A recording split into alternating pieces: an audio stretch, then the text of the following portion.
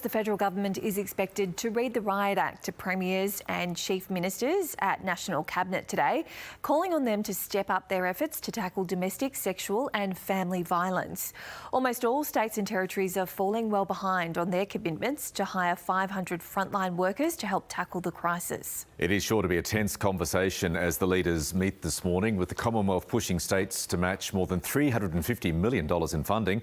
Lots to talk about. Let's go straight to our political reporter Evelyn Manfield at Parliament House. Evelyn, good morning. A big day ahead. What's expected from the meeting?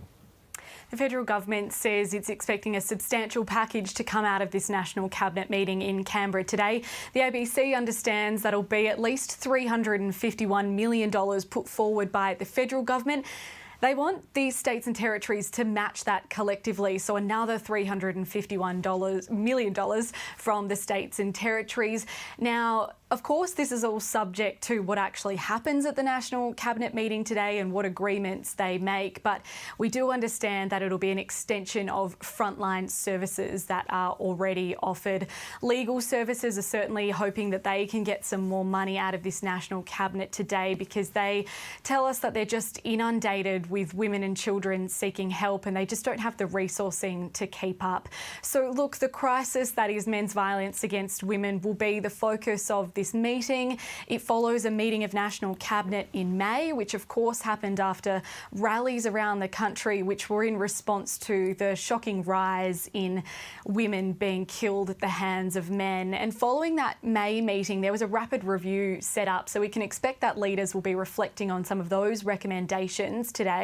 They included things like a ban on gambling, advertising, of course very topical here in Parliament House, more restrictions around the timeframes and sale of alcohol, more funding for crisis accommodation and also youth-specific services so that children who are facing family and domestic violence can get sort of tailored help as well. But really those experts just want this issue or this crisis to remain really front and centre for leaders across the country. There'll also be a focus, Evelyn, on frontline service staffing as well. Yeah, that's right. So there is a promise there to have 500 of these frontline workers funded by the federal government by 2026. There was an interim target of around 350 by June this year. That's been and gone, and at the moment there are just under 200 of those workers in place across the country. Most of the states are falling behind. You look at Queensland, 51 of 91 of those full-time positions. New South Wales, 30 of 118. So we're hearing from the federal government, they're really trying to put that pressure on the states. They're saying, we've given you the money, now you really need to get those workers so we can help to address this crisis. Okay, Evelyn, thank you. Well, the Greens are set to win their first ever seat in the Northern Territory Parliament. It leaves Northern Territory Labor with 4 seats, the same size as the crossbench. Joining us now from the Nightcliff electorate is the Greens candidate, Kat McNamara. Good morning to you. Morning, Bridget. Congratulations. What are the factors that have led to you winning this seat?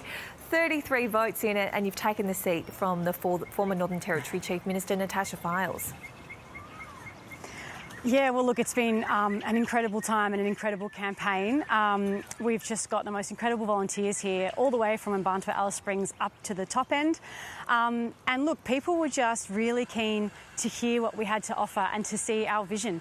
What really resonated was the fact that we don't take corporate donations, and we want to put the community back front and centre in politics, as it should be.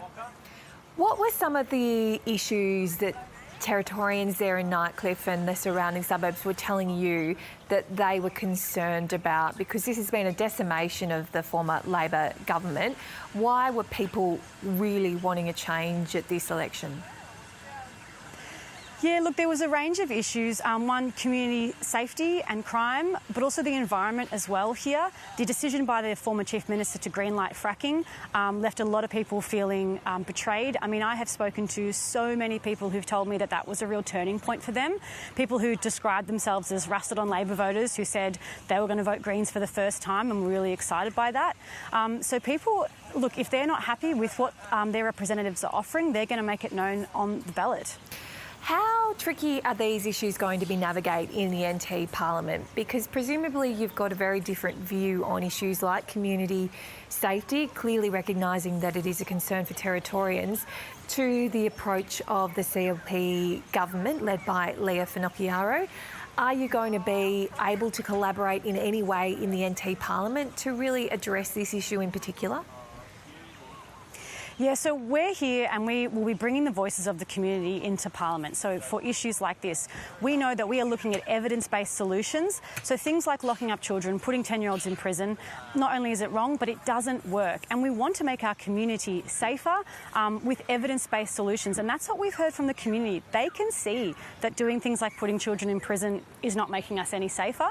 And they wanted different solutions. And it's not just here in Nightcliff. I mean, we had the largest swing towards the Greens, 30% in the electorate of Breitling in Alice Springs. We had Suki Doris-Walker, who just missed out in Fanny Bay. So thousands of people across the Territory have voted for progressive alternatives to the issues that we're facing. Kat, what will you be telling the Territory Government and the Parliament about the economy? Because when I was there just a couple of weeks ago for the election, that was another issue that so many people were talking about, just a flatlining economy and things just feeling like they're going backwards. What opportunities do you see to really boost the NT economy? Yeah, absolutely. We want to see the NT prosper and thrive, and that includes jobs and building our economy. And what we see for that is a renewables future. We have such an opportunity here in the Territory to be a leader in this field. We could be making, the big battery storage, solar, we have endless sunshine. This is an industry that we would love to see here going forward, and it's going to produce, unlike gas and those type of jobs which are boom and bust, a renewables future is going to give us long-lasting, sustainable jobs into the future, and we absolutely need and want that here. Kat McNamara, I'm very jealous of your backdrop there. I'd like to be beamed back to Nightcliff right now. Have a great day. Thanks for joining us on News Breakfast this morning. Thank you so much. It does look beautiful, doesn't it? Absolutely stunning. Yeah, it does, yeah. OK, let's look at the other news of the morning now. And the Reserve Bank Governor has confirmed a cut in interest rates is not on the cards anytime soon, as she acknowledges lower income households are feeling the pain.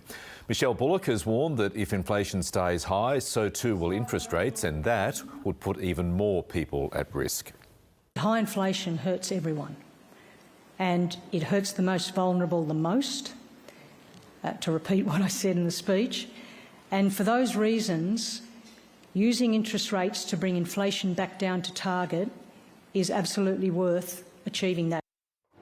Tasmania's peak farming body says the announced closure of the King Island dairy and its associated cheese brand is heartbreaking for farmers. Dairy owner Saputo says it was a difficult decision, but after 10 months of searching for a buyer without success, it intends to close the King Island facility and retire the associated cheese brand in mid-2025. The 120-year-old dairy is one of the largest employers on the island.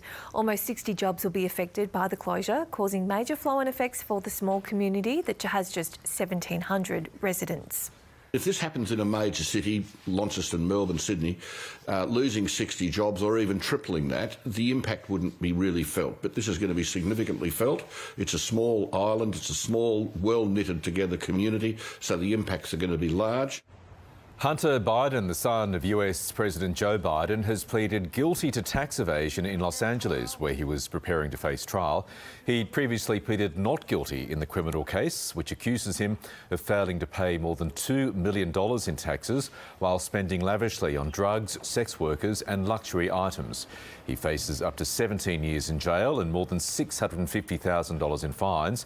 The guilty plea heads off a weeks-long trial that would have aired messy details of Hunter Biden's life during the election campaign. Hunter put his family first today,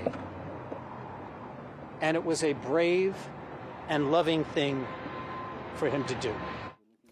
Growers are meeting in South Australia today after a highly contagious plant virus that affects tomatoes, capsicums and chillies was found at another Northern Adelaide Plains business. It's the third detection of tomato brown rugose virus made since two were made in early August.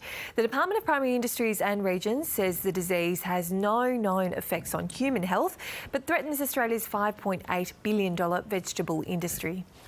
And Rome is considering limiting access to the Trevi Fountain, one of the Italian capital's most popular tourist attractions, as the city grapples with over-tourism. Next year, the city will host the 2025 Jubilee, a year-long Catholic event expected to attract more than 32 million tourists and pilgrims. Under the draft plans, visitors to the fountain will require a prior booking of fixed time slots. See how that works.